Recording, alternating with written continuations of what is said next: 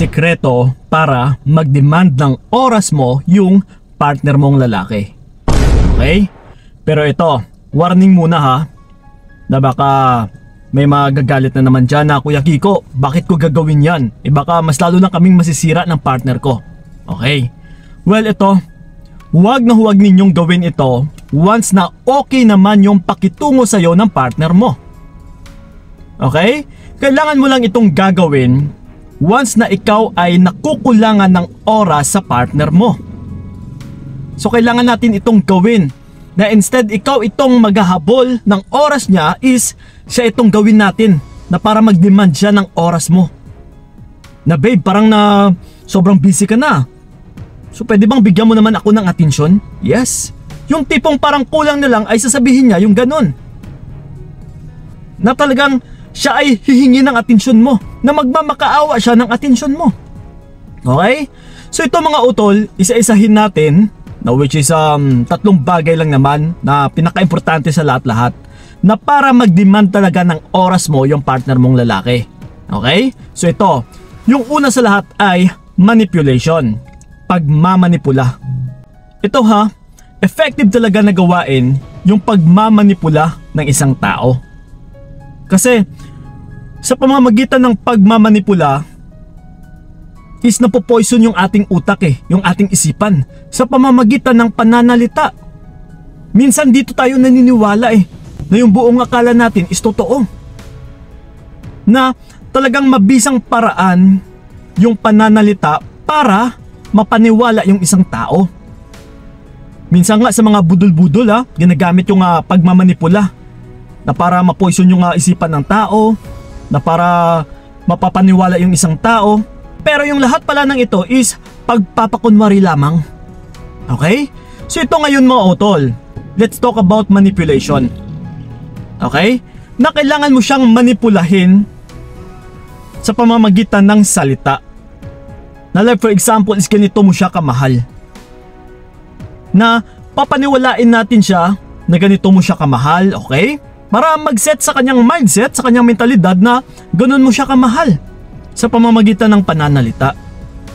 Okay? Na ganito mo siya kamahal, and then na kung ano-ano pa dyan ng mga pangako yung sasabihin mo sa kanya na babe, once na makuha ko to, isang papadalhan kita, bibilihan kita ng mga ganito.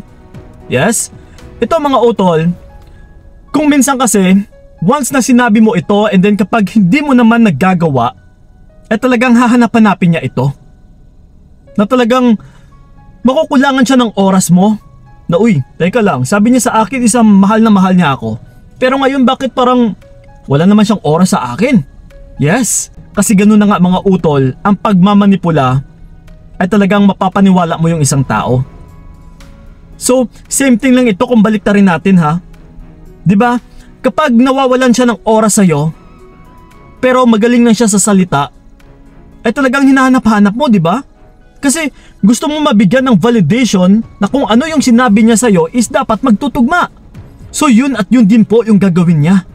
Nahahanapin niya yung validation sa kung ano yung sinabi mo is dapat magtutugma. Yes, so ito pa, yung pangalawa natin is magaling sa salita pero wala sa gawa. Yes, so pareho lang din sa in-explain natin. Na kailangan is marunong ka sa salita, magaling ka sa salita. Yung tipong parang marunong ka rin na mambola sa kanya.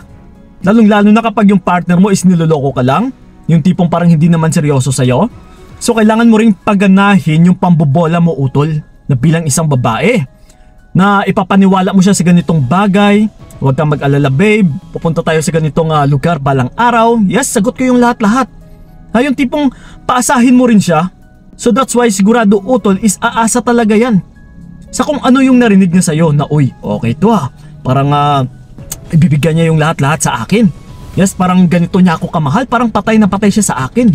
Yes, pero ito, technically is dapat pagdating sa gawa is hindi mo ito natutupad or wag mong ipakita sa kanya na nagtutugma or magtutugma yung sinabi mo at saka yung mga gawa mo. Kasi once na kung ano nga yung sinabi mo, kagaya sa sinabi ko kanina, ay hahanap-hanapin ito ng partner mo once na hindi mo naman pinapakita or hindi mo ginagawa.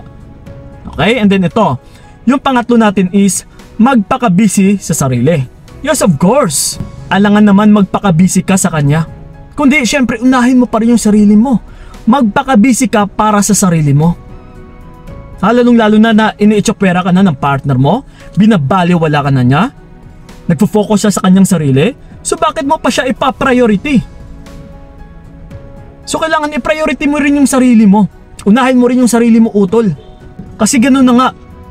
Kung babalik na rin kasi natin, ito para maunawaan nyo ng maayos or ng maigi, na kung babalik na rin natin na siya itong mawala ng oras sa'yo, pero magaling lang siya sa salita, na ganito kanya kamahal, parang hindi niya naman tinutupad yung mga pangako niya sa'yo or kung ano yung mga pinagsasabi niya sa'yo.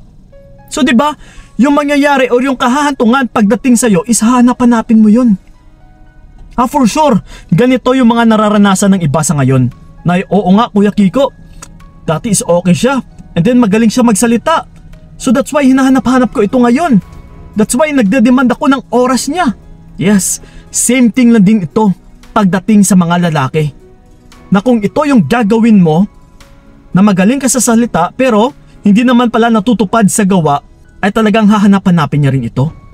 Dahil in a way of manipulation or pagmamanipula, is mapopoison talaga yung isipan or yung utak ng isang tao na kung ano yung naipangako mo sa kanya, talagang tatatak at saka tatatak yun sa kanyang isipan.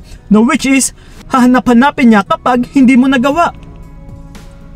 So kung gusto mo talaga na pagkandarapaan ka ng lalaki na siya pa itong maghahanap or magdedemand ng oras mo na babe, parang wala ka ng panahon sa akin parang wala ka ng oras sa akin, parang iba na yung pinapriority mo, then ipakita mo talaga utol kung sino yung pinaka mas importante sa'yo at saka kung ano yung mas importante din sa'yo. Kung may importante kang ginagawa, then gawin mo, lalong lalo na kapag yung partner mo is wala namang kwenta or di kaya isang manluloko na parang niloloko ka lang, na parang ginagamit ka lang. So bakit ka pa magpapakamartir? Bakit mo pa ibubuhos lahat-lahat? Bakit mo pa tuparin yung mga pangako mo sa kanya? Okay? Na siya nga mismo is binabaliwala ka lang, parang basura. Tinatrato ka niya na parang yun na nga, again, basura. So dapat ganun din yung pagtrato mo sa kanya. Ha? So yun po mga utol ha, sa gusto lang maghigante o humigante sa mga partner nila na nagbabaliwala na sa inyo. So yun lang po, maraming salamat. So ingat kayo. God bless and babush! Dito na lamang kung nakayanan ko, nakawangan kung naranasan ko, bibitawan para malaman mo ang sayang na pinaglaban ko, para lamang di manghirapan to ang kailangan sa